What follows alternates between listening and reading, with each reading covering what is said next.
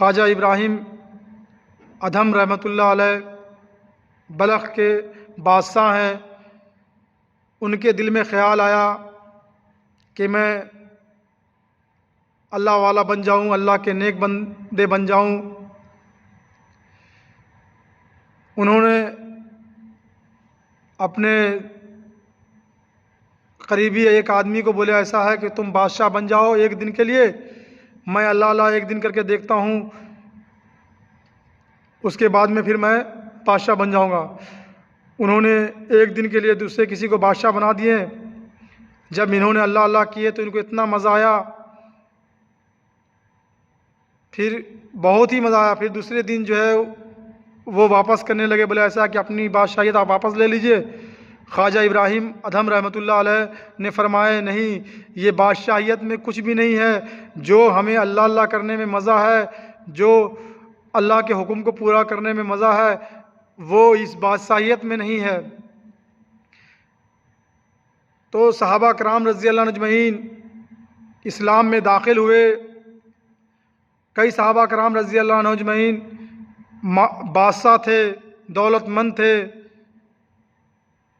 مصعب بن عمر رضی اللہ عنہ ہیں، ایک دن میں 200 درہم کے 2 جوڑے بدلا کرتا تھا۔ جب اسلام میں داخل ہوئے تو پھٹے ہوئے کپڑا پہن کر کے آپ صلی اللہ علیہ وسلم کے حاضر خدمت ہوئے۔ آپ صلی اللہ علیہ وسلم کے آنکھ سے بھی آنسو آ گئے۔ بولے مصعب بن عمر تو اپنی کیا حالت بنا رکھی ہے؟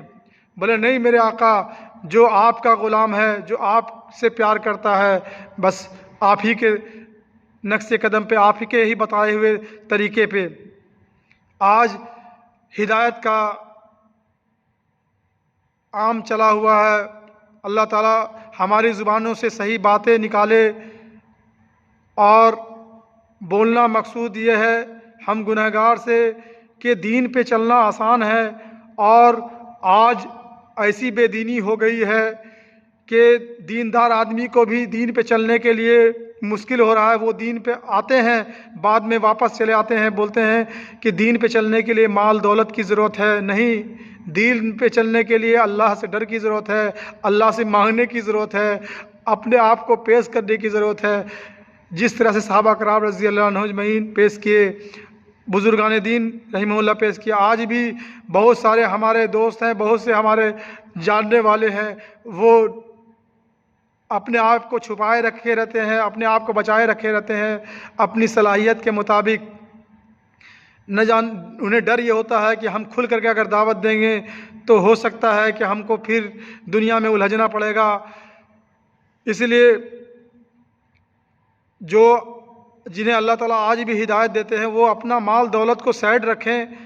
مال کو لے کر کے آ کر کے آپ نئی فتنہ، نئی طریقے ہی کرتے ہیں۔ کیا صحابہ کرام رضی اللہ عنہ جو ہے کے پاس میں مال کی کمی تھا؟ آپ سے کئی گنا زیادہ مال تھا، آپ سے کئی گنا زیادہ مال ابوبکر صدیق رضی اللہ کا تھا، آپ سے کئی گنا زیادہ عثمان ذی النورین رضی اللہ کے پاس میں تھا۔ کئی صحابہ کرام رضی اللہ عنہ کے پاس،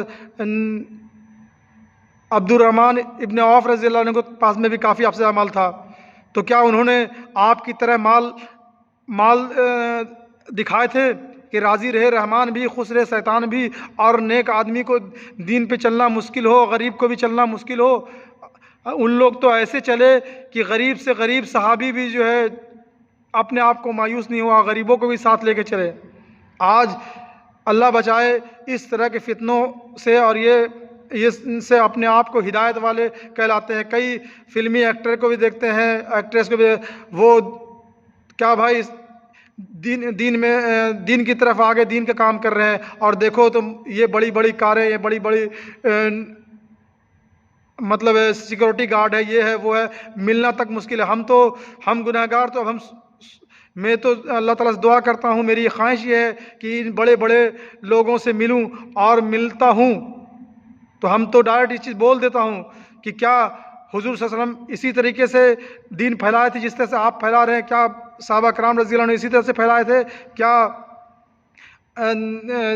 آج جماعت میں بھی جاتے ہیں، کئی لوگ کو دیکھتے ہیں بڑے بڑے علماء ہیں، مگر اپنے آپ کو وہ نیچے ہیں۔ اللہ کے یہاں تو ہر چیز، جسے چاہے اللہ بادشاہ بنا دے، جسے چاہے غریب بنا دے۔ دیکھتے ہیں کہ بڑے بڑے لوگ ہیں، بڑے بڑے عالم ہیں، بڑے بڑے حافظ، مگر کیا سب برابر ہیں؟ اللہ کسی کو حافظ بنایا، کسی کو عالم بنایا، یہ اللہ تعالیٰ بنائے، کسی کو جاہل بنائے، یہ اللہ بنائے۔ تو گھمنڈ تکبر یہ اللہ کو پسند نہیں ہے۔ کسی کو مالدار بنائے یہ اللہ تعالیٰ بنائے، کسی کو پاگل بنائے، کسی کو دیوانہ بنائے، یہ اللہ تعالیٰ بنائے نا۔ ہم کون ہوتے ہیں کہ دوسرے کسی کو نیچا سمجھنے والے اور اپنے آپ کو اونچا سمجھنے والے، اور پھر بھی دیندار بنے ہوئے، پھر بھی سوچتے اللہ اور اللہ کے رسول صلی اللہ علیہ وسلم کی رضا مل گئی اور بہت ہم دین کا کام کر رہے ہیں۔ اپنے آپ کو دیندار آدمی تو چھپائے رکھتے ہیں، اور اگر ان کے پاس میں اللہ تعالیٰ مال دیا ہے تو اس مال کے ذریعے اور نیکی کماتے ہیں اور امت کو ساتھ لے کے چلتے ہیں۔ ابوبکر صدیق رضی اللہ عنہ کو دیکھیے، ہر جگہ ان کی خواہش یہ تھی کہ میرا مال ہو اور امت پہ خرچہ کرو۔ کئی صحابہ کرام رضی اللہ عنہ کو خرید کر کے انہوں نے لے کے آئے ہیں، آزاد کروائے ہیں۔ عثمان رضی اللہ عنہ تعالیٰ فرماتے ہیں کہ کوئی سا جمعہ میرا ایسا نہیں ہوا کہ ہم نے ایک غلام کو خرید کر کے آزاد نہ کیا ہو۔ تو فتویٰ دینا بہت آسان ہے، دلوں کا بھید تو اللہ ہی جانتا ہے۔ ہم گنہگار تو صرف اتنا ہی کہنا چاہتے ہیں کہ بس فتنہ نہ بنائیے۔ امت ایک ہے، امت بہت ہی بٹ گئی ہے، امت بہت ہی کمزور ہو گئی ہے۔ یہ اس چیز کو کمزور کرنے والے، بانٹنے والے ہم ہیں۔ اسے ہمیں چاہیے کہ ایک امت بن کے چلے۔ ایک کلمہ پڑھنے والے ہم لوگ ہیں، ایک کلمے پہ ہی ہمارا پوچھ ہوگا۔ ہم نے کلمہ کے مطابق زندگی گزاری کی نہیں، لا الہ الا اللہ محمد الرسول اللہ صلی اللہ علیہ وسلم کے مطابق زندگی گزاری کی نہیں، محمد رسول اللہ صلی اللہ علیہ وسلم کے بتائے ہوئے طریقے پہ زندگی گزاری کی نہیں، ان کے سنتوں پہ عمل کیا کہ نہیں۔ یہی ہماری زندگی ہے، یہی مسلمان کی پہچان ہے۔ باقی یہ امت اپنے آپ کو کاٹنے میں، چھانٹنے میں، بانٹنے میں لگا ہوا ہے۔ ہم محنت کرنے کے باوجود بھی ناکامیاب ہو جائیں گے۔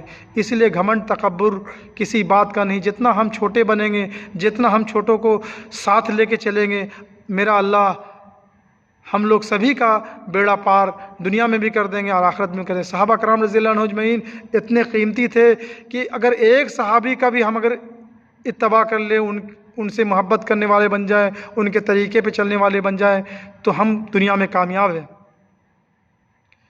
انشاءاللہ۔ باقی آئندہ